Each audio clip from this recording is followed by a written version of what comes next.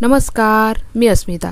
माझ्या रेसिपी चॅनलमध्ये तुमचे खूप स्वागत. आजची आपली रेसिपी आहे उपमा. त्याच्यासाठी मी इथे 1 कप रवा घेतला आहे. तुम्ही कुठली पण वाटी उपमा बनवण्यासाठी सेट करू शकता. अंदाजाने घरातली कुठली पण वाटी सेट करा, त्या हिशोबाने तुम्ही इथे रवा घेऊ शकता. मी इथे 1 कप रवा घेतला आहे. रवा आपल्याला छान असा खमंग असा भाजून घ्यायचा आहे. गॅसची आच मी स्लो ते मिडियममध्ये ठेवली आहे. एकसारखा परतत रवा आपल्याला छान असा भाजून घ्यायचा आहे. रवा भाजताना आपल्याला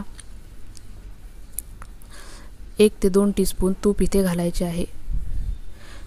तूप घातल्यामुळे रवा हा छान भाजला जातो. त्याला उपम्याला चवही चांगली येते आणि उपमा खाताना हा कोरडा वाटत नाही. म्हणून ही ट्रिक्स तुम्ही नक्की वापरून बघा. हलकासा रंग बदलेपर्यंत आपल्याला रवा हा छान असा भाजून घ्यायचा आहे. एकसारखा परतत खमंग असा रवा भाजला गेला की उपमा हा चवीला फार छान होतो.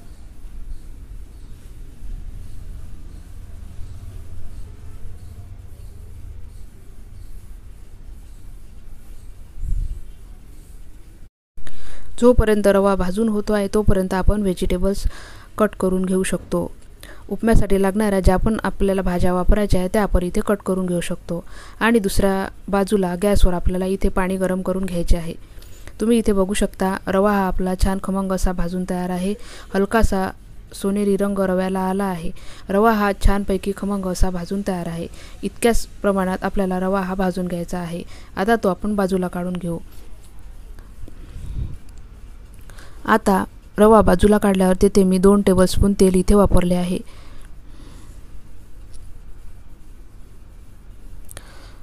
तेल आपल्याला चांगले गरम करून घ्यायचे आहे आणि इथे मुठभर शेंगदाणे मी तळून घेत आहे. शेंगदाण्याचा कुरकुरीतपणा कायम राहावा म्हणून शेंगदाणे हे आधीच तळून घेऊन बाजूला काढून ठेवायचे आहे.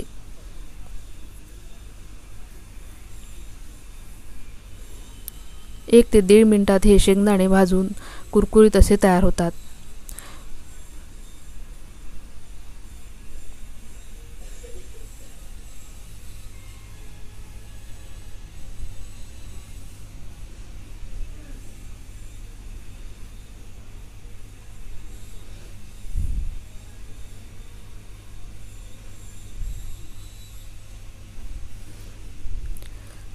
आता त्याच तेलामध्ये आपल्याला 1 टीस्पून मोहरी आणि 1 टीस्पून इथे उडदाची डाळ घालायची आहे. उडदाच्या डाळीमुळे फार खमंग स्वाद ह्या उपम्याला येतो.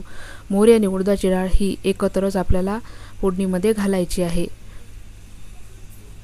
एकाच वेळेस मोहरीची डाळ आणि मोहरी ही परतून तयार होते. हलकासा डाळीचा रंग हा चेंज झाला आहे. आता आपण बाकी साहित्य याच्यामध्ये फोडणीमध्ये घालायचं आहे. 4 कट केलेल्या हिरव्या मिरच्या, 7 ते 8 कढीपत्त्याची पानं पण आपल्याला इथे वापरायची आहे. त्याच्यानंतर 1 मोठा चिरलेला बारीक कांदा मी वापरला आहे. कांदा आपल्याला हलकासा कच्चेपणा जाईपर्यंत भाजून घ्यायचा आहे. कांद्याबरोबरच आपल्याला इतर भाज्या पण घालायच्या आहे. बारीक कट केलेला गाजर इथे वापरायचा आहे. आवडीप्रमाणे भाज्यांचं प्रमाण तुम्ही कमी जास्त करू शकता.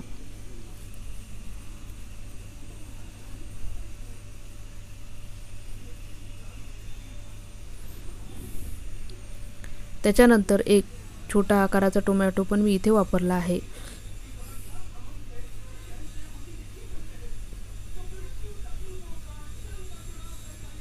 पाव टीस्पून हिंग घालून घेऊ.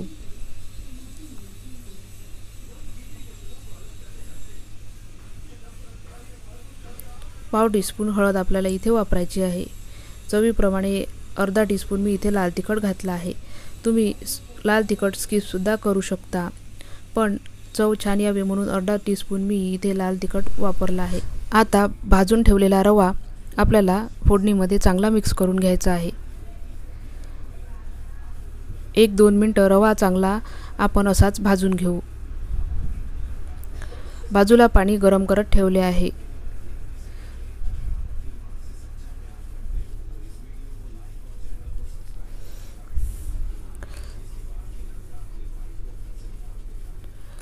आता इथे मुठभर फ्रोझन मटार मी वापरले आहे. फ्रोझन असल्यामुळे मी इथे थोडे उशिराच इथे वापरले आहे. ते पण आपल्याला रव्यामध्ये मिक्स करून घ्यायचे आहे.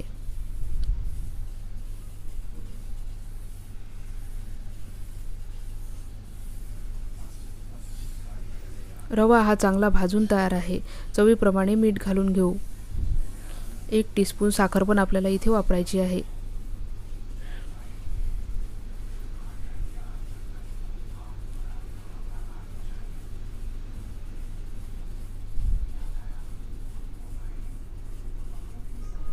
आता आपण उपम्यामध्ये पाणी घालायचं आहे. 1 कप मी रवा इथे वापरला होता. त्याच्या 2.5 पट पाणी आपल्याला इथे वापरायचं आहे. इथे मी जाड रवा वापरला होता. जाड रव्याला 2.5 पट पाणी हे पुरेसं होतं. तुम्हाला जास्त सरसरीत उपमा हवा असेल तर तुम्ही थोडं पाण्याचं प्रमाण इथे वाढवू शकता, पण 2.5 पट हे पाण्याचं प्रमाण एकदम योग्य असं आहे. थोडं पाणी आपल्याला असं आटवून घ्यायचं आहे.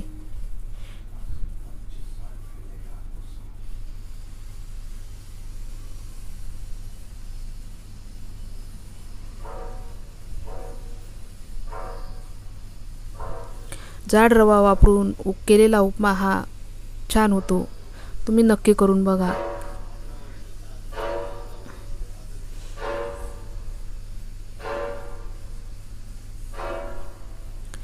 तुम्ही इथे बघू शकता उपम्यामधलं पाणी हे बऱ्यापैकी आटून तयार आहे.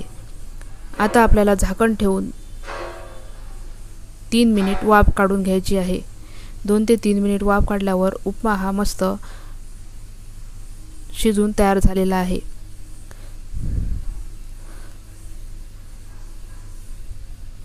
फार कोरडा पण इथे उपमा झालेला नाही. अशा पद्धतीने उपमा हा नक्की करून बघा. चवीला अप्रतिम असा व्हेजिटेबल उपमा तयार आहे. आता सगळ्यात शेवटी आपल्याला इथे दाणे घालायचे आहे आणि उपमा मिक्स करून घ्यायचा आहे. उपमा हा सर्व करून घेऊ. व्हिडिओ आवडल्यास लाईक करा, शेअर करा, सबस्क्राईब करा, कमेंट करा आणि बेल आयकॉनही प्रेस करा, म्हणजे माझ्या व्हिडिओच्या सर्व नोटिफिकेशन तुम्हाला मिळतील.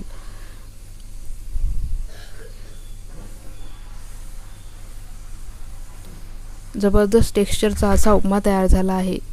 उपमा हा सर्व करून तयार आहे. नक्की करून बघा. धन्यवाद.